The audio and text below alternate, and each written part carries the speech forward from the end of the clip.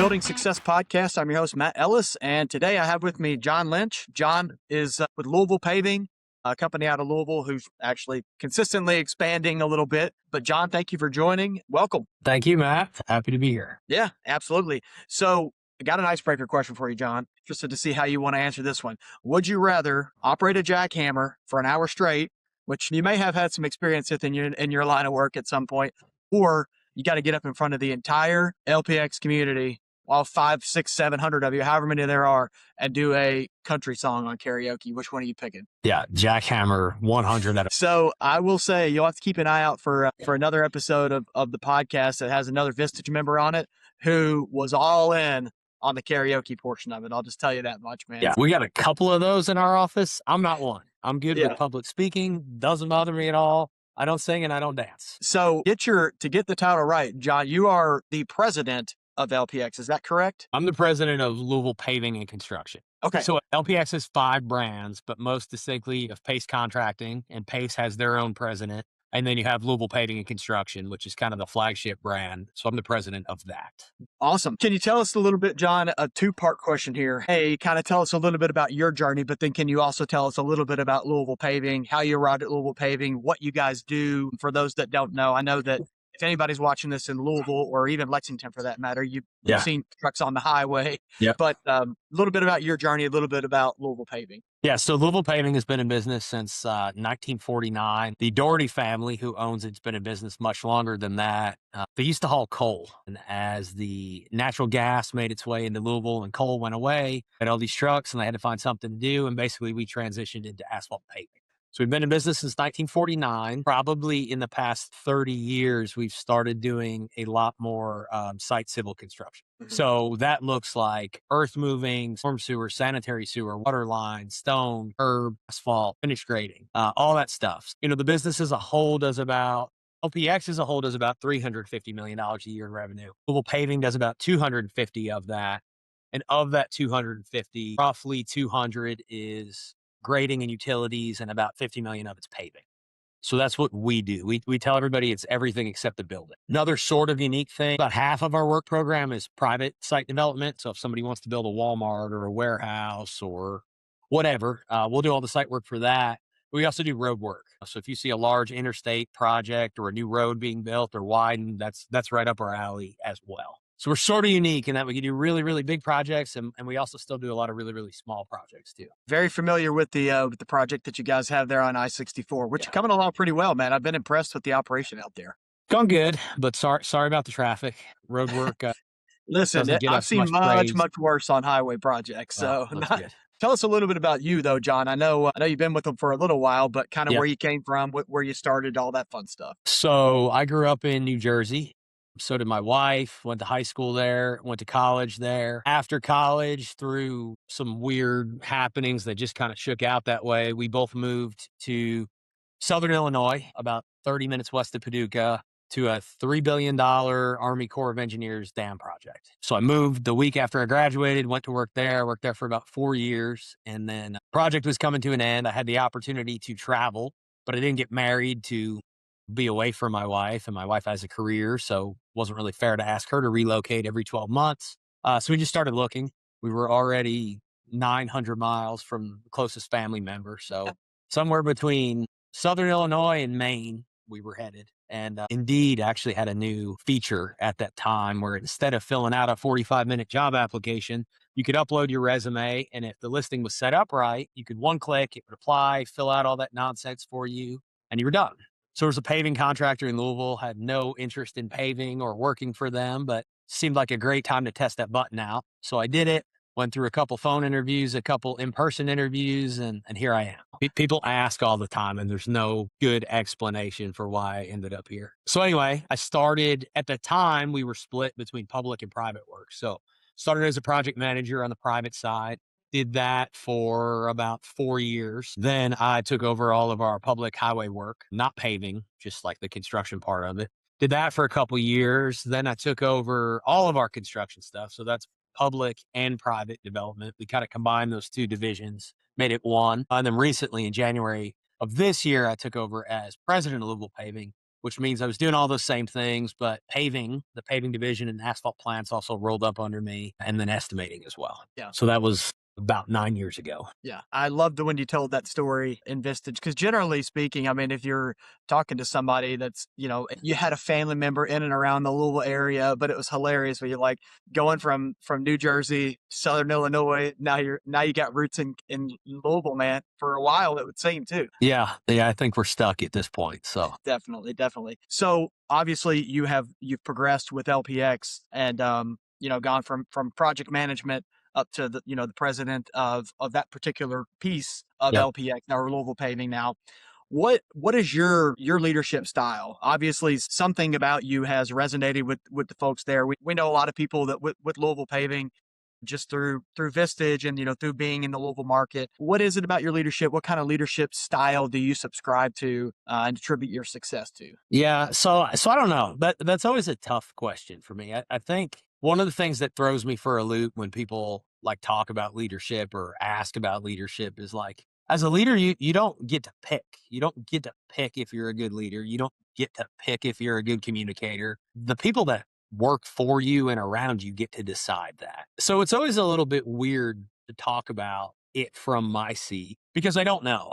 I will tell you one thing that's been very helpful to me is just being direct. Don't beat around the bush.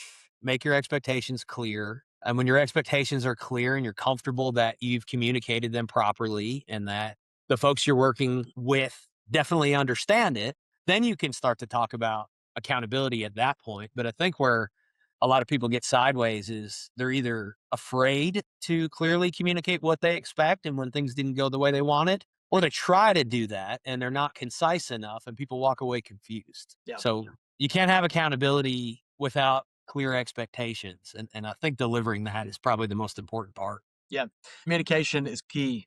And that's going to be what is going to kind of deliver your expectation, what that expectation is, that then you can hold someone accountable to that expectation. Totally, totally get it. I think that's a good approach for sure.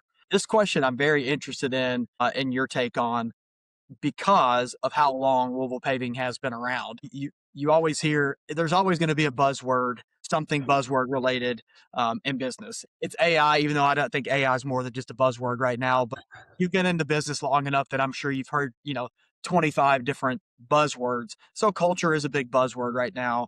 Obviously, strategy is a big buzzword. AI. I'm curious how you balance the culture and strategy, or if you lean one or the other in your position with Louisville Paving. I'm very curious about that because of how long you all have been around. Obviously, that means that from a strategic standpoint, a lot of things have been done correctly. From a culture standpoint, a lot of things have obviously been done correctly.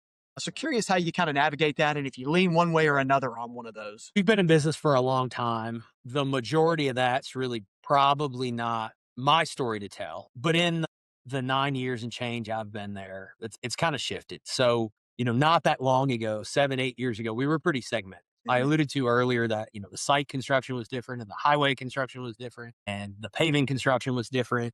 So we really operated as, three or four mostly functional businesses that did all right. And it was in the past 4 or 5 years when those business units became combined and started working cohesively and collaboratively that our results really skyrocketed and got a whole lot better. So strategy is a huge part of what we do, but at the end of the day, having the right people in the right places has paid way bigger dividends for us than any bright idea we've ever had on bid day. And I would say, one of my biggest fears in my role now is I think the best thing we have going for us is we got an unbelievable team of really talented people that care about each other and they work really hard. They don't want to see each other fail just as much as they don't want to see themselves fail. So I'm worried about screwing that up. As we got to hire new people and we got to grow, I feel a tremendous pressure to make sure I get the right people to keep that going because that momentum, I think, has got us to where we're at today. So curious, kind of to piggyback off of that question, you said something interesting there. When you are sitting down and you are interviewing someone, I know for me at least, 10 years ago, I would be maybe checking the box on, does this person have the right education requirement? Can this person do this specific task, et cetera, the other? I'm just as much, if not more, looking at, is that person going to be a fit within the organization now? I'm curious if that's something that crosses your mind when you're interviewing as well. It's probably the biggest thing. Depends what role it is, but typically, if we're going to hire a project manager, definitely anything above that, I'm involved. And Mhm. there is a financial and technical aptitude that is non-negotiable in those roles. You Mhm. could be the best culture fit in the whole world, but if you are not capable of comprehending what we need you to do, it's not going to work. But I would put that and being a good culture fit probably as equals. You don't get a job here without either of those things, and you don't keep it here if you demonstrate you don't have either of those things.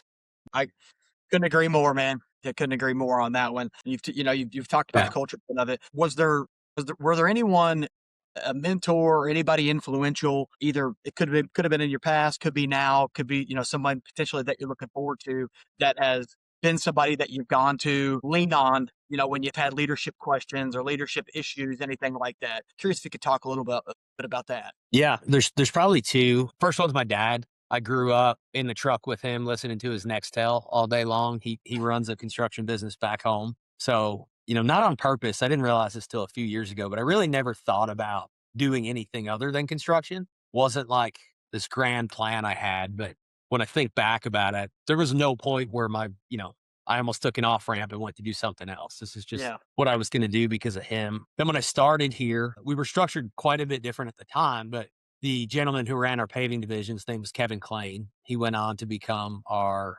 COO or chief operating officer, still is. And hopefully he does not hear this, but he's been an unbelievable mentor, role model, and friend to me. So he's definitely given me a lot of guidance, a lot of advice. We do go back and forth quite a bit about a lot of different things as well. But he's definitely been my biggest influence since I've been at Louisville Paving. Yeah.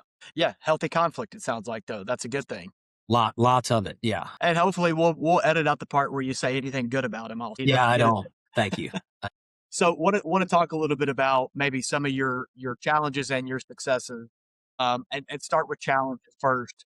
You mentioned obviously the job coming to an end when you were in Southern Illinois. You're kind of juggling. Your wife had a career. Don't know if that was one of your biggest, but I'd like to hear about maybe some challenges that you've had through this journey and getting where you are, whether it's related to Louisville Paving or prior or whatever it might be. Truthfully, getting here wasn't that hard. I was 27 when I started. I didn't have any kids. I had a decent job. It was a good job market, so I had several other opportunities, as did my wife. Switching jobs and moving is hard, but it's a whole lot easier when you're not established and, Hmm.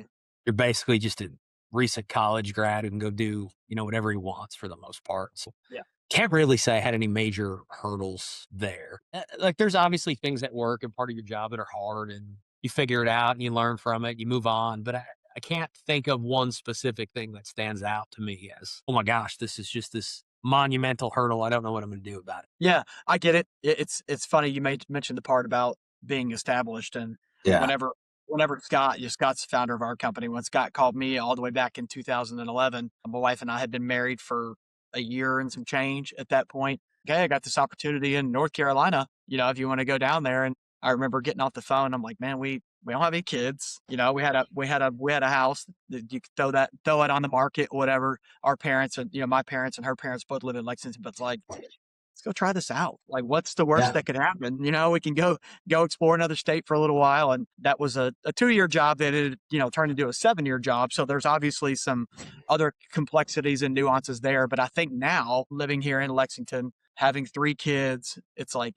it's a lot more responsibility that you are tied down. You guys are pretty bought in now in Louisville. Makes it Right. a lot more difficult. Your wife probably has an established career. Now you have a child. That changes the calculus a little bit on all that kind of stuff. For sure.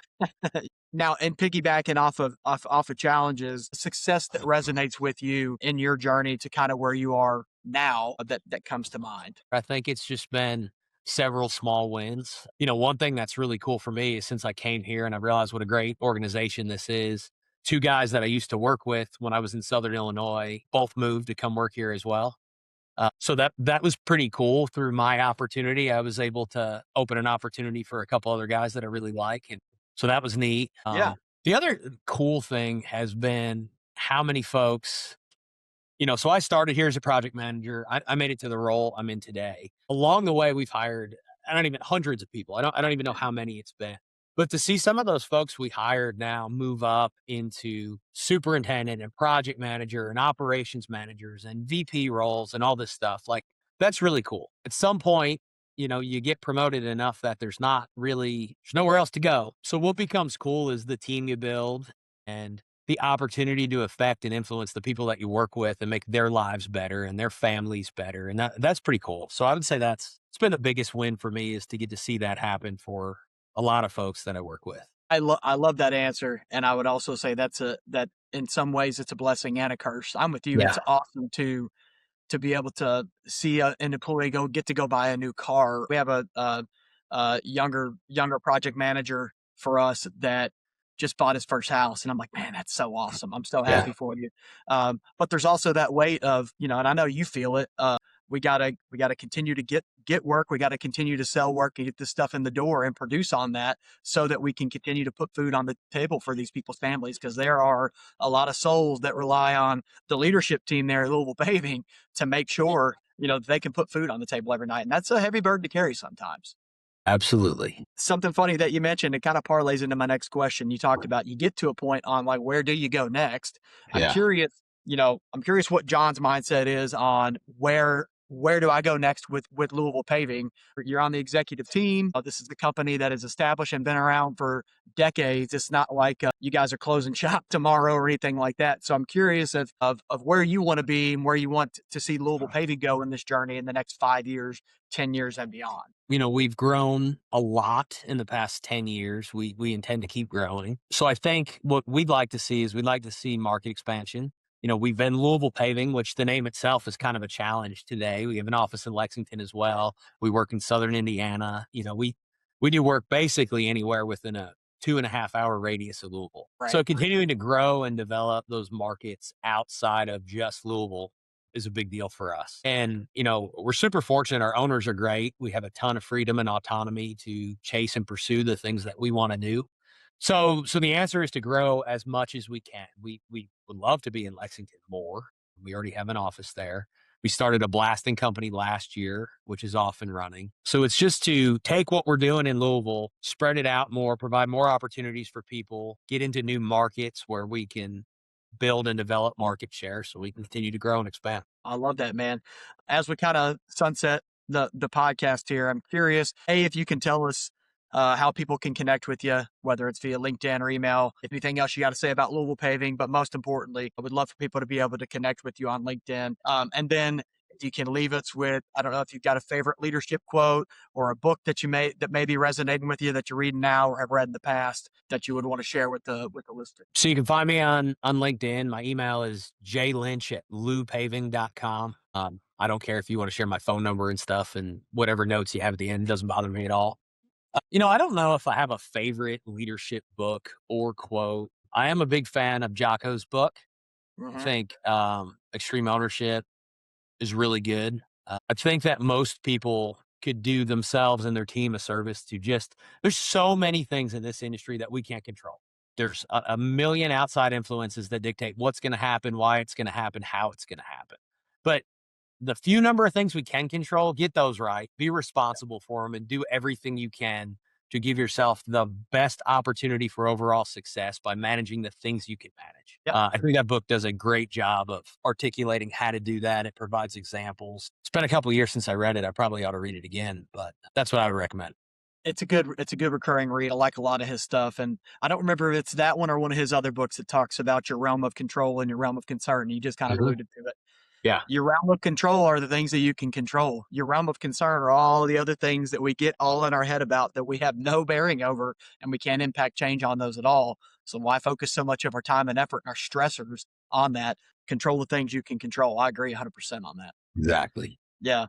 Well, John, much appreciated, man. I appreciate you coming on and being a guest. Thank you again. It's great having you on. Yeah. Likewise, Matt. I enjoyed it. Thanks for having me.